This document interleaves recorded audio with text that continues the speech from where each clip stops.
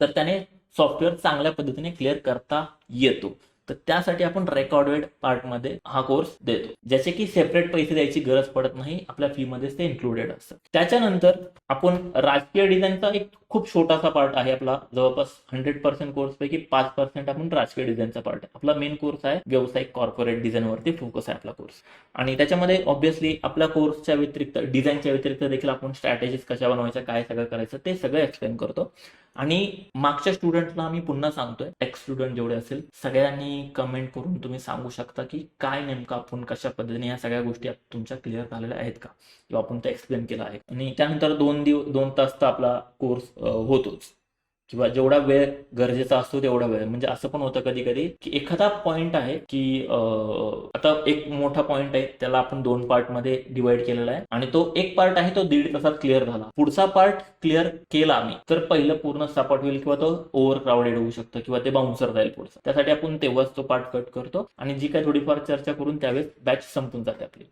So ते देखील होतं. आणि बऱ्यापैकी आपण रिअल क्लायंट लेवलचे प्रोजेक्ट्स त्याच गोष्टी करतो. जसं की आपला एक इव्हन टास्क आहे की तुम्हाला वर्स्ट डिझाईन शोधायचे असतात, आणि त्याच्यानंतर आपण मग त्याला मग बेस्ट कसं करता येईल, म्हणजे तो रिअल क्लायंट किंवा रिअल डिझाईन होते त्याच्यावरतीच आपण वर्क करतो. तर तसंच आपण शिकवतो.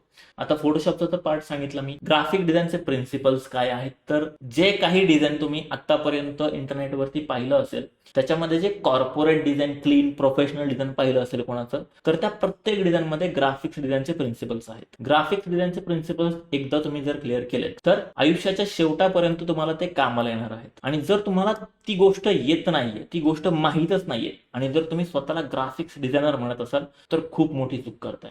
थोडक्यात असं होतं पहा, की सपोज तुम्ही 100 डिझाईन बनवल्यात, 100 पैकी 10 डिझाईन तुम्हाला स्वतःला खूप आवडतात, अरे काय डिझाईन झाली आहे, किती भारी डिझाईन झाली, खूप भारी असेल, क्लायंटला देखील आवडली.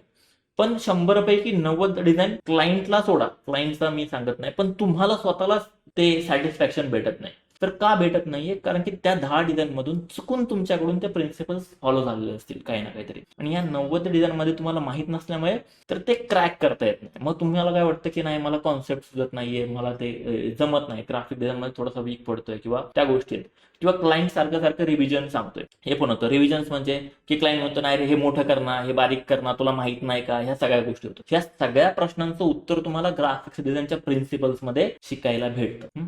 तर त्यासाठी तुम्हाला ग्राफिक डिझाईनचे प्रिन्सिपल क्लिअर करणं गरजेचं आहे, हे आपण घेतो. आता ह्याला नाही म्हणलं तरी 2 दिवस जातात ग्राफिक डिझाईनचे प्रिन्सिपल क्लिअर करण्यासाठी, एक्सप्लेन करण्यासाठी. ह्याला आपल्या कोर्समध्ये 2 दिवस आपण घेतो. नंतर थॉट प्रोसेस, डिझाईन थिअरी, त्याच्यासाठी देखील 1-2 दिवस आपण घेतो. म्हणजे फक्त प्रिन्सिपल्स आले का, तर तसं नाही होत. डिझाईनची प्रोसेस काय असते, विचार कसा करायचा, कशा गोष्टी डिकोड करायच्या, कशी कोडी सोडवायची ती, आणि मग त्याच्यावरती सपोज एखादा हॉस्पिटलचं डिझाईन बनवायचं आहे. आता हॉस्पिटल म्हणल्यावरती किंवा हेल्थ सेक्टर आपण पाहू, हेल्थ सेक्टरमध्ये डर्मटॉलॉजिस्ट जे असतात त्यांच्या डिझाईन्स वेगळ्या असल्या पाहिजे, डेंटलच्या वेगळ्या असल्या पाहिजे. अजून आपण रेग्युलर जे सपोज कार्डिओलॉजी वगैरे त्याच्या डिझाईन्स असतील, त्या प्रत्येकाला वेगवेगळी प्रोफाईल आहे, प्रत्येकाचा वेगवेगळा टार्गेट ऑडियन्स आहे. फक्त हेल्थ सेक्टरमध्ये म्हणतोय आपण, असं नाही करू शकत की हॉस्पिटलचं सगळ्याचं ते ब्रँडिंग केलं, सगळ्याचं सेम डिझाईन केलं, असं नाही होत. वेगवेगळे सेक्टर देखील नाही सांगत आहे, एकच सेक्टर सांगितलं मी, हेल्थ सेक्टर. त्याच्यामध्ये देखील सब कॅटेगरी ज्या आहेत, तर त्या प्रत्येकासाठी वेगवेगळ्या स्ट्रॅटेजीज, वेगवेगळे कलर्स, किंवा वेगवेगळ्या मूड, वेगवेगळा टोन असा सेट करणं गरजेचं आहे. तर हे कसं करणार तुम्ही, तर हे आपण ह्या प्रोसेसमध्ये किंवा ह्या सेगमेंटमध्ये आपण एक्सप्लेन करतो. आणि वेगवेगळ्या सेक्टरचं म्हणू शकतो की आपण रिअल इस्टेटमध्ये कसं डिझाईन करणार, कशा गोष्टी असल्या पाहिजे, एक बेस कसा बनवायचा, किंवा ब्रीफ काय आहे, ब्रीफ मधून तुम्हाला कसा उपयोग होतो त्याचा, टार्गेट ऑडियन्स काय आहे, टार्गेट ऑडियन्स कसा डिकोड करायचा. किंवा बऱ्याचदा असं होतं की क्लायंटला स्वतःला माहित नाहीये आणि क्लायंट आपल्याला सांगत जातो, किंवा क्लायंटने आपल्याला काहीतरी वेगळं सांगितलं, तर क्लायंटला आपल्याला कसं कन्व्हिन्स करायचंय की बाबा रे, हे जे तू सांगतोय ते तुझ्यासाठी बरोबर नाहीये, तुझ्या ब्रँडसाठी किंवा तुला जे पाहिजे त्याच्यासाठी अलाइन होत नाहीये. तर आपण वेगळ्या पद्धतीने जाऊन, ऍक्च्युली ही टेक्निक आहे, आणि त्याला टेक्निकल उत्तर कसं देऊन आपल्याला त्याला लाईन मध्ये आणता येईल, हे सगळं आपण इथे क्लिअर करू शकतो. आणि ह्याच्याच जोरावरती पुढचे पण काही गोष्टी, आता कलर थिअरी आहे. तुम्ही रॅन्डम कुठल्याही डिझाईनला किंवा कुठल्याही विषयासाठी कोणतेही कलर नाही वापरू शकत. तुम्हाला एक ठराविक विषयासाठी ठराविक कलर वापरणं गरजेचं आहे.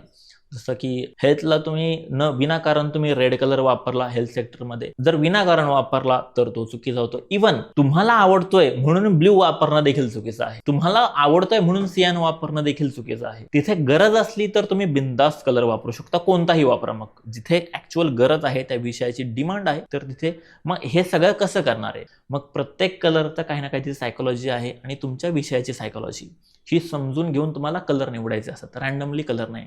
तर हे आपण तिथे एक्सप्लेन करतो. बरं, तुम्ही एक डॉमिनेट करणारा कलर निवडला, आता त्याच्याबरोबर दुसरा कलर संगती देखील आपल्याला करायचे आहेत. मग ते कसं क्लिअर करणार? तर ते आपण कलर कॉम्बिनेशनमध्ये आपण क्लिअर करतो.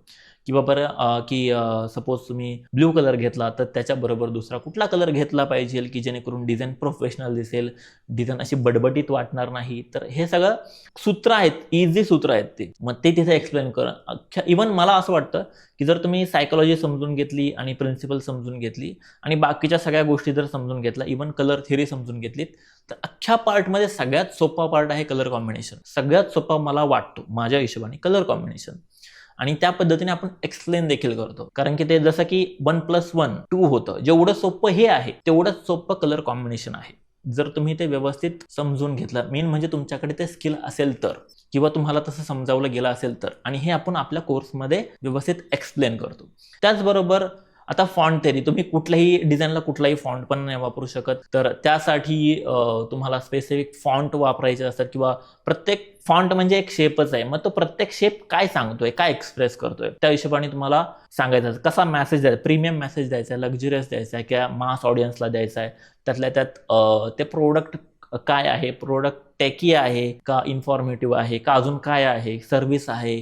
बरं, मग सर्व्हिस टार्गेट ऑडियन्स कोण आहे, फिमेल आहे, मेल आहे. आता मेलमध्ये कॉर्पोरेट फिमेल्स आहेत, मेल्स आहेत का, अजून हाऊसवाईफ्स आहेत, किंवा अजून वेगवेगळ्या गोष्टी आहेत, फ्रीलान्सर आहेत. त्या सगळ्या गोष्टी समजून तुमचा कलर सायकोलॉजी किंवा फॉन्ट थिअरी ही सगळी डिसाईड होते. तर हे सगळं आपण एक्सप्लेन करतो कसे काय घ्यायचे असतात.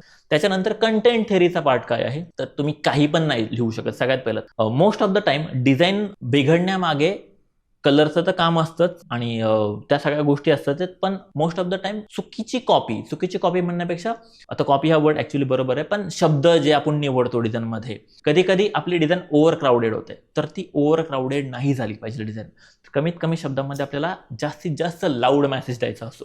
तर तो कसा देणार, तर आपण तिथे क्लिअर करतो. आता ह्याच्यासाठी आपण एआयचा देखील वापर करू शकतो. एआय मधून देखील कंटेंट रिफाईन करता येतो. तर हे आपण तिथे क्लिअर करतो. आणि हा वाटत असेल खूप वीक पॉईंट आहे, पण ऍक्च्युअली अख्ख्या डिझाईनमध्ये ह्याला देखील खूप व्हॅल्यू आहे. कंटेंट तुम्ही काय लिहिणार आहात हे तुम्हाला माहित नसेल तर काय फायदा त्या डिझाईनचा. आणि जर तुम्ही चुकीची गोष्ट लिहित असाल, किंवा चुकीची म्हणण्यापेक्षा जर त्या डिझाईनच्या कस्टमरला ABC वाचायचं आहे, किंवा ते त्याच्या कामाचं ABC आहे, आणि तुम्ही तिथे MNO लिहिलं, तर मग ते काय कामाचं नाहीये. तर तसंच तुमच्या कस्टमरला, तुमच्या ज्या डिझाईनच्या कस्टमरला, व्ह्युअरला, ऑडियन्सला जे वाचायला आवडेल, जे ऐकायला आवडेल, तेच तुम्ही लिहिलं पाहिजे. मग हे आपण इथे शिकवणार. हुक कसा आहे, हुक कसा बिल्ड करायचा डिझाईनमध्ये, ट्रिगरी कशी बनवायची डिझाईन, तर हे सगळं कंटेंट थिअरीमध्ये आपण क्लिअर करतो. त्याचबरोबर कॅलिग्राफी ट्रिक देखील आहे आपल्या कोर्समध्ये, जी की 5 ते 10 मिनिटांमध्ये मी एक्सप्लेन करतो. आता मी स्वतःला कॅलिग्राफर म्हणत नाही, कारण की ट्रॅडिशनल कॅलिग्राफी करणं हे खूप मोठं काम आहे. पण सपोज आता एखादी डिमांड आहे तुम्हाला प्रोजेक्टची. आता मला लास्ट आठवत नाही याचं, एक मिनिट सॉरी, मला असं आठवत नाही की लास्ट टाइम मी कमर्शियल प्रोजेक्टसाठी कॅलिग्राफी अशी कधी वापरली आहे. तर पण तरीही एक आली पाहिजे ट्रिक आहे ती, तर ती आपण एक्सप्लेन करतो.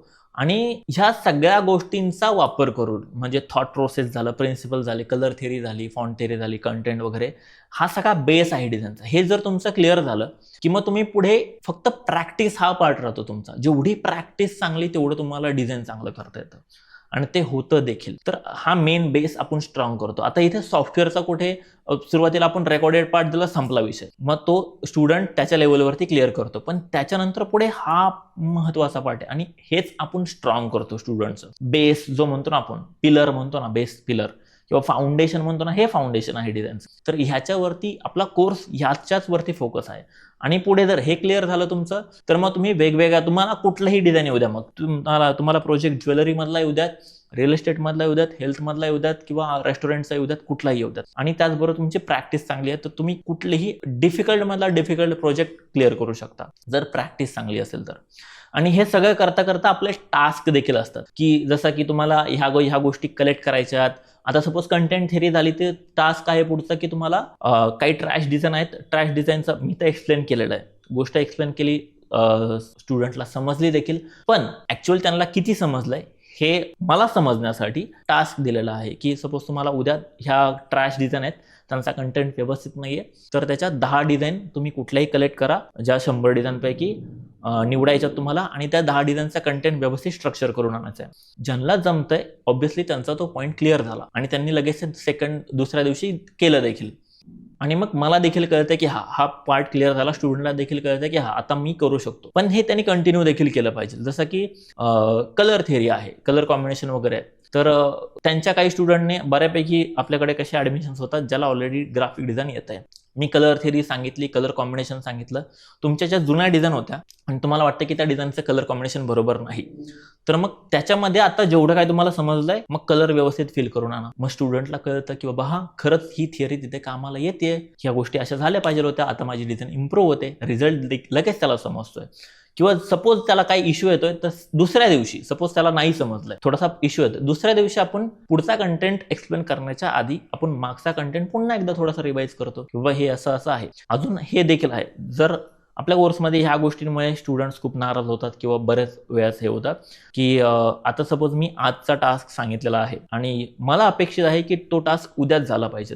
स्टुडंट, मला काहीच घेणं देणं नाही आहे की स्टुडंट कुठे गेलता, कुठला इव्हेंट होता, किंवा कोण आजारी होता, किंवा काय होतं, काही घेणं देणं नाही. मला काय फक्त पाहिजे की मी टास्क दिलेलं होतं ते तू क्लिअर केलंच पाहिजे. रात्री आपण आता कसं होतं फ्रीलान्सिंग लाईफमध्ये किंवा एक स्टुडंट फेजमध्ये आपण 2-2, 3-3 तास मोबाईलच्या रील स्क्रोल करतोय, त्यावेळेस वेळ सगळ्यांना आहे. प्रॅक्टिकली विचार करा, सपोज घरात कोण आजारी आहे किंवा काय आहे, तरीही 3 तास रील स्क्रोल करण्यात घालत होते ना, तर 3 तास ते टास्क कंप्लीट झालं असतं त्या वेळेमध्ये कुठल्याही पद्धतीने. मग ते करायलाच पाहिजे. लेट झोपा, जिथं तुम्ही सपोज 11 वाजता झोपताय, 12 वाजता झोपताय, त्या दिवशी 2 वाजता झोपा, पण टास्क कंप्लीट करा. का कंप्लीट करा? कारण की तुम्हाला परत समजलंय की नाही हे मला कळायला पाहिजे. आणि जर त्या दिवशी टास्क कंप्लीट नाही झालं आणि तुम्ही दुसऱ्या दिवशी घेतलं, तर ते तुम्ही टास्क कंप्लीट केलं असेल किंवा नाही केलं त्याचं मला काही घेणं देणं नाहीये. मग त्यावेळेस मग ते तुमच्याकडेच ठेवलं पाहिजे. ह्या आपण स्ट्रिक्ट पॉलिसीज काही फॉलो करतो आपल्या क्लासमध्ये, आणि त्याच्यासाठी देखील बरेच स्टुडंट नाराज होतात. हे एक आहे, पण ऑब्व्हियसली ते तुमच्यासाठीच आहे, ते झालंच पाहिजे त्यावेळेस. आणि तसंच मग ह्या सगळ्या गोष्टींचा वापर करून मग आपण एक जशा ट्रॅश डिझाईन होता त्याचा आपण क्लिअर करतो की बाबा ही जुनी डिझाईन अशी होती, त्याच्यानंतर आपण ह्या गोष्टीने फॉलो करून असं होऊ शकतो. जसं की मी तुम्हाला काय एक्झाम्पल दाखवतो. मी लास्ट बॅचमध्ये काही डिझाईन एक्सप्लेन केल्या होत्या, त्या ओपन करतो. ऑब्व्हियसली याच्यामध्ये may be number, contact details आहेत त्याच्यातल्या, त्या मी पहिला हाईड करतो आणि मग आपण परत व्यवस्थित येऊ. आता हे पहा, आता ही जी डिझाईन आहे तुम्हाला जे स्क्रीनवरती दिसते ती ओरिजिनली अशी नाही. ही डिझाईन पाहायला गेलं तर खूप म्हणजे खूप लोकल लेवलला बनवलेली आहे ओरिजिनल डिझाईन पाहायला गेली तर. आणि मग ती डिझाईन आता आपण कसं शिकवतो की ऍक्च्युअली मार्केटमध्ये एक ऑलरेडी डिझाईन आहे, ती व्यवस्थित नाही आहे, ती व्यवस्थित बिल्ड नाही झाली.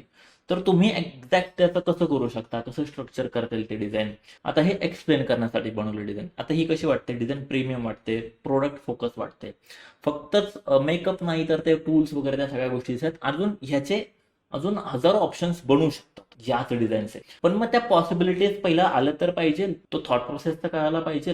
उगाच बडबटीत करून फायदा नाहीये. तर ह्या प्रोफाईलचं किंवा ह्या म्हणू शकतो आपण ह्या बिझनेसचं नेचर अशा पद्धतीने आहे, तर हे असं आपण प्रेझेंट करू शकतो. तर हे तसं क्लिअर केलं इथे. तसंच जर आपण अजून पाहायला गेलं तर जसं की हा बिझनेस आहे, आता हे 180चं डिझाईन आहे, एवढं मोठं नाहीये, पण जसं त्यांना पाहिजे होतं. आता 180 म्हणल्यावरती साईज आहे, तर ते मास ऑडियन्स साठीच बनवलेलं प्रोडक्ट आहे. तर मास ऑडियन्स सारखं दिसलं पाहिजे ते. उगाच लक्झुरियस म्हणून पण फायदा नाहीये, किंवा उगाच खूपच एकदम डाऊन करून पण फायदा नाहीये. तर इथे ह्या पद्धतीने हे डिझाईन बिल्ड झालेलं आहे. प्रोडक्ट क्लिअर दिसतंय, लिमिटेड ऑफर दिसतंय आणि ते जे ओरिजिनल डिझाईन होतं ना ते खूप म्हणजे खूप विचित्र डिझाईन होतं. तिथे नेमकं मेसेज काय द्यायचा आहे तोच माहित नव्हता आणि लिमिटेड ऑफर वगैरे काय आहे हे लक्षातच येत नव्हतं. तर हे असं होऊ शकतं. सो तिथे काहीतरी मार्केटमध्ये डिझाईन आहे तर ते ह्या पद्धतीने बनेल. मेन फोकस लिमिटेड ऑफर वरती केलात. लिमिटेड ऑफर म्हणल्यावरती जे काय गोष्टी होतात, आता ऍक्च्युअल ऑफर मिनिमम ठेवली पण ती त्याच्या शेजारीच आहे, ती वाचता येईल कारण की हे पॅम्पलेटचं डिझाईन आहे, म्हणजे ऑब्व्हियसली 1/8चं फ्लायर आहे ते. तर तसं होऊ शकतं. अजून याच्यामध्ये देखील बेटर ऑप्शन बनू शकतो आणि हे सगळं काही डिझाईन स्टुडंटने बनवलेले आहेत, काही डिझाईन आता एक्सप्लेन करताना देखील बनवलेले आहेत. सो अशा मिक्स डिझाईन आहेत या ज्या काही तुम्हाला सांगतो. जसं की आता हे डिझाईन आता ऍक्च्युअल जर पाहायला गेलं आपण एंडोरम असं तुम्ही ब्रँडिंग पहा, असं पॅची किंवा जुन्या काळातलं असं डिझाईन वाटतं. पण तेच डिझाईन ह्या पद्धतीने होऊ शकतं. प्रोडक्ट आहे तिथे ऑप्शन सांगितले, एकदम क्लीन मिनिमल लुक येऊ शकतो. तसंच हेच डिझाईन या प्रोफाईलमध्ये देखील जाईल, अशा पद्धतीने देखील प्रेझेंट होऊ शकतं. पण कधी जेव्हा तुमच्याकडे थॉट प्रोसेस असेल किंवा जेव्हा तुम्हाला सपोज एआय, आता इथे एआयचा वापर झालेला आहे तर एआयचा वापर देखील आला पाहिजे, तो देखील आपण आपल्या कोर्समध्ये क्लिअर करतो. ऍक्च्युअल डिझाईनमध्ये कसा वापरायचा तो कंटेंट पासून तर ते एक्झिक्युशन पर्यंत सगळं जे काय आहे ते. आता हे ऑब्व्हियसली डिझाईन अर्धा आहे पण ह्या पद्धतीने होऊ शकतं, चान्स आहे. आता ह्याचा पुढचा स्टुडंटला टास्क दिलेला होता किंवा याच्या पुढचा डिझाईन तुम्ही क्लिअर करू शकता जेवढं तुम्हाला आतापर्यंत एक्सप्लेन केलंय तेवढं. तसं हे असं पण होऊ शकतं, अष्टविनायक रो हाऊस आपल्या परिवारासाठी हक्काचं घर आणि पुढे फीचर्स वगैरे सांगितले, मिनिमल क्लीन लुक देणारं डिझाईन बनू शकतं. प्रत्येक डिझाईनसाठी सेपरेट कॉन्सेप्ट आपण वापरू शकतो. आता हे डिझाईन इथे ऑफर आहे हे असंच दिसलं पाहिजे, ह्याच पद्धतीने आलं पाहिजे. हे डिझाईन पॉपी वाटलं पाहिजे, फ्लॅशी वाटलं पाहिजे, अजून कलरफुल असं वाटलं पाहिजे. एक्सचेंज ऑफर वगैरे आहे, एकदम सायलेंट आपण नाही लिहिणार आणि लिहायचं असेल तर ते तसं आपल्याला मिनिंगफुली अजून मांडावं लागेल. हेच असं आहे का, एकच ऑप्शन आहे का, तर नाही, ह्याचे 1000 ऑप्शन बनवू शकतात. पण जस्ट तुम्हाला कळायला पाहिजे कशा पद्धतीने होणार आहे. आता हे जे डिझाईन्स आहे, डायबिटीज कडे दुर्लक्ष करू नका. मेन मेसेज जो डिलिव्हर होणार आहे, नंतर तो इमेज आहे त्याला सपोर्ट करते किंवा ह्या इमेजला हा कंटेंट सपोर्ट करतोय, ह्याच पद्धतीने आपण एक्सप्लेन करतो. जसं इथे पहा, 1 लकी विनर विन्स अ हिरो बाईक. फोकस बाईक झाला तो झाला, नंतर 12th एनिव्हर्सरी झाली, मग 12th एनिव्हर्सरी स्पेशल जी काय ऑफर होती ती सगळी एक्सप्लेन झाली. जस्ट लिहून फायदा नाही, तर कॉन्सेप्ट मध्ये आपण गोष्टी करू शकतो आणि हे आपण आपल्या कोर्समध्ये क्लिअर करतो. ह्या सगळ्या गोष्टी अशा बऱ्याच डिझाईन. आता ही पण डिझाईन आहे, जसं की इथे आपण आता शेतकऱ्यांसाठी डिझाईन म्हणजे प्रोडक्ट आहे तिथे आपल्याला हायलाइट करायचं, त्यांना मेन्शन केलं पाहिजे, तसा फील आला पाहिजे, तशी लँग्वेज वापरली पाहिजे. नाहीतर शेतकऱ्यांसाठी डिझाईन आहे आणि आपण लँग्वेज वापरली इंग्लिश आणि त्याच्यावरती त्यांच्या गरजेचे फायदे नाहीत ते सांगत बसलो तर ते पण नाही चालत. इथे कॉन्टेंट ओरिजिनल डिझाईन मध्ये कॉन्टेंट खूप वेगळा होता, पण नाही तसं नाही चालणार ना. शेतकऱ्याला त्याचे काय फायदे आहेत ते सांगावे लागतील. मग पंपासाठी सतत वीज, सिंचन खर्च कमी करा, शेतीसाठी योग्य आणि सुरक्षित. सो शेती रिलेटेड कंटेंट बनवला, त्याच्या रिलेटेड कंटेंट इलिमेंट्स, इमेज वगैरे ज्या गोष्टी होत्या त्या वापरल्या आणि मग प्रेझेंट केला ते डिझाईन. उगाच कॉर्पोरेटमध्ये सपोज दाखवायचं असं तुम्ही जर शेतकऱ्याला प्रेझेंट केलं तर ते नाही होऊ शकत. किंवा वस्ती, आता सपोज वस्तीचा भाग आहे आणि वस्तीच्या भागामध्ये ब्रँडिंग करताना वेगळ्या पद्धतीने करावं लागेल, त्याचं मार्केटिंग किंवा कंटेंट तो वेगळ्या पद्धतीने असणार. शेतकऱ्यासाठी करायचंय तर त्याचा कंटेंट वेगळ्या पद्धतीने असतात. हे जमलं पाहिजे आणि हे देखील आपण क्लिअर करतो आपल्या कोर्समध्ये, इथून चालू करतो आपण. जसं हे डिझाईन आहे, आता ह्याच्यामध्ये एआयचा वापर झालेला आहे. ऍक्च्युअल जे कंपोजिशन होतं त्याच्यामध्ये एवढं क्लिअर नाही आहे, शॅडोज वगैरे त्या एवढ्या क्लिअर नाही आहेत, तर त्याचा वापर कसा करणार. प्रोडक्ट जे होतं ही कम्प्लीट एआय बेस्ड इमेज आहे, तर ह्या सगळ्या गोष्टी आपण क्लिअर करतो आपल्या याच्यामध्ये.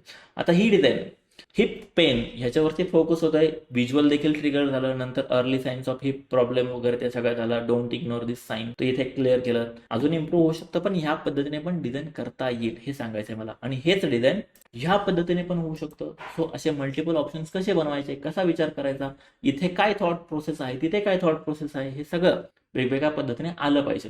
फक्त सॉफ्टवेअर शिकला म्हणजे डिझाईन आलं का, तर अजिबात नाही. ह्या सगळ्या गोष्टी करता आल्या पाहिजे.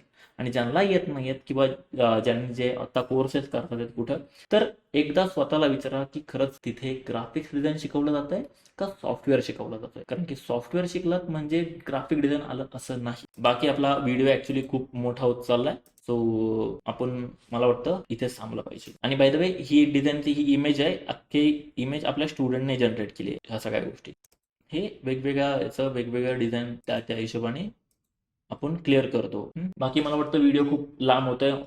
आय थिंक आपला हा 2 पार्टमध्ये मी अपलोड केला असावा व्हिडिओ. तर भेटू आपण पुढे कधीतरी. आणि राहा कनेक्ट युट्यूबवरती, इंस्टाग्राम हँडल्स वगैरे सर्व गोष्टी आपल्या डिस्क्रिप्शन मध्ये आहेत. आणि जास्तीत जास्त लोकांना हा व्हिडिओ, हे दोन्ही व्हिडिओ पार्ट 1 पार्ट 2 जास्तीत जास्त स्टुडंट्स जे ग्राफिक डिझाईन शिकतात आहेत, जे प्लॅन करतात आहेत, तर त्यांना शेअर करा. आणि बस शेअर करा. कनेक्ट राहा. Stay creative.